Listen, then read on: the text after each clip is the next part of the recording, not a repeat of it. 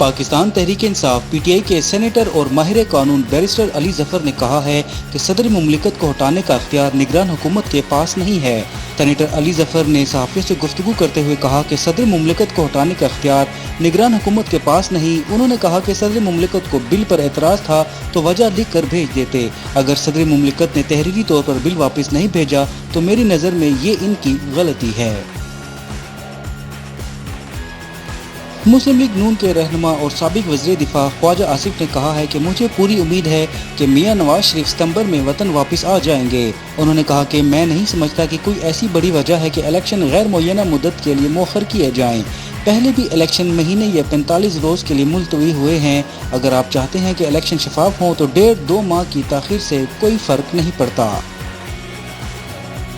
Line of control पर cease fire मुआहदे की खिलाफ वर्जी करने पर भारतीय नाज़िमुल उमूर तलब करके एहतजाज रिकॉर्ड करा दिया गया है। तर्जमान दफ्तर खारजा के मुताबिक लाइन ऑफ कंट्रोल पर भारतीय फौज की जानिब से सीज फायर मुआहदे की खिलाफ वर्जी पर इस्लामाबाद में भारतीय नाज़िमुल उमूर की दफ्तर खारजा तलबी की गई है। अफगानिस्तान के खिलाफ पहले वनडे में पाकिस्तान ने हरीफ टीम को 59 रन पर आउट कर दिया। ग्रीन शर्ट्स ने ये मैच 142 रन से जीत लिया।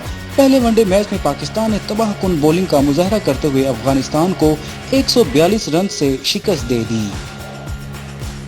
और चंद्रयान 3 की चांद पर लैंडिंग के मनाजिर को रियासत उत्तर प्रदेश के स्कूलों में लाइव टेलीकास्ट किया जाएगा। चीफ मिनिस्टर योगी आदित्यनाथ ने इस बारे में खुसूसी हिदायत जारी की हैं कि रियासत उत्तर प्रदेश के तमाम स्कूलों में 1 घंटा मखसूस किया जाएगा और स्कूल के बच्चों को इस बारे में लाइव दिखाया जाएगा।